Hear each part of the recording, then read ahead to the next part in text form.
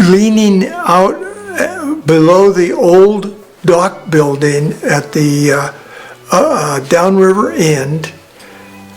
And I just walked along and my toe scrubbed against something white, and I looked down and I picked up this piece of pottery, and as I picked it up there was another one next to it. So I picked it up and looked at them, and they had the USMHS on it, and I thought, wow, this is part of the hospital.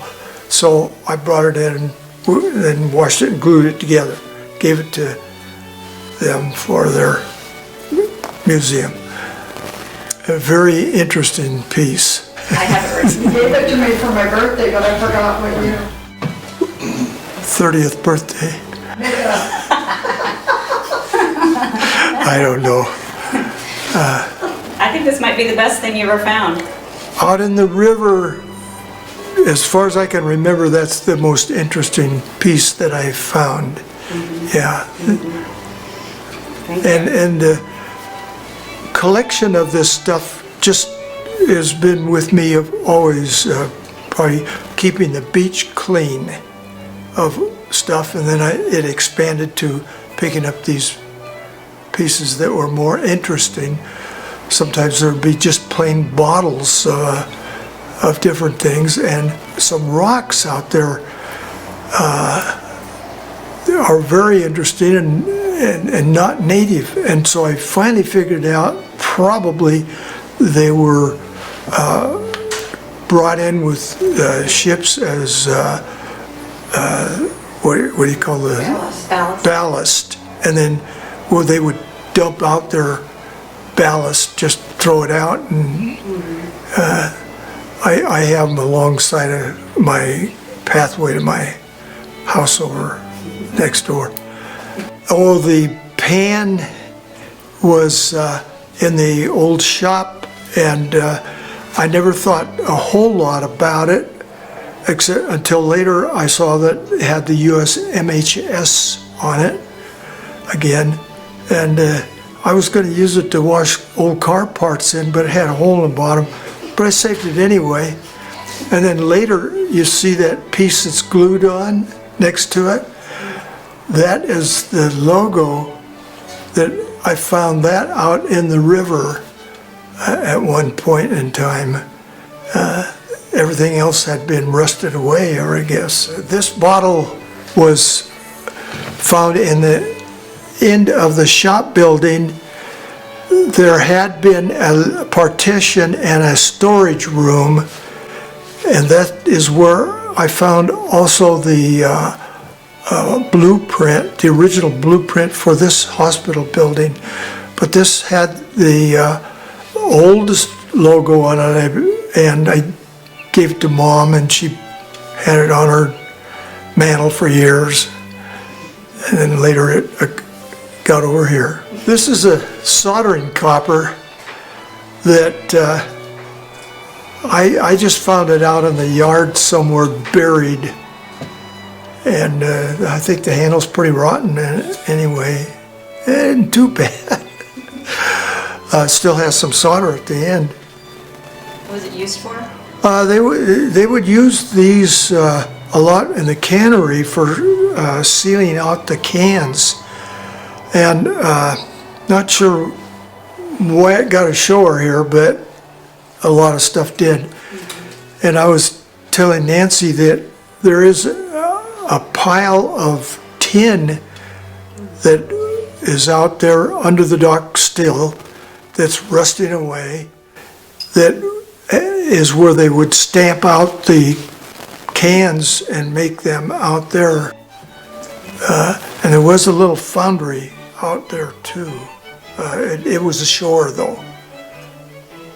Every once in a while I would find these little copper tags, and they have numbers on them, so I figured they were for keys for certain cabinets. One I found too that seemed, that button that's on display has silver on it, and it had I figured finally it was a button off of a firefighter's uniform, and the back end is probably all corroded away, the brass, but the front, having the silver plated logo on it, still remained. That was fun to find too. I was in the Navy at the end of World War II, and Dad was in the Army, and after we got out in 1946, we started resuming our salmon fishing by coming down here at the mouth of the river and camping out and fishing. We were in about 49. Every summer we would do this. In 49, we were down at Camp McGowan's, and I heard about Fort Columbia being offered surplus by the government, and so I wrote for the brochure, and it was 125 acres, which was much too big, but it was neat spot, all paved and everything, but the state got it for $1, and by doing so, apparently they had put me on a list for interested property in this area, so I got a little brochure a couple of months later, after we had gone back home to Portland for the school year, and it explained that there was this 5 acres, give or take, of dry land that had been the U.S. quarantine station, and the government decided to sell it surplus too. They had quit operating it in 1938, and so it kind of just sat idle for the most part during the war, and then it was time to get rid of it, I guess. And so I told Dad about it. I came down and looked at it first because Dad was at Army summer camp, but when he came home, I told Dad. He came down and looked at it, and he asked me how much I'd pay for it if I were to buy it. And here I am, a college kid, no money. I said, well, if I had all the money in the world, I'd bid $2,500. And so he talked the vice principal of the school into going into partnership with him, and they each put in $2,500, and they got it. Interestingly, later we found we probably could have had it for $2,500.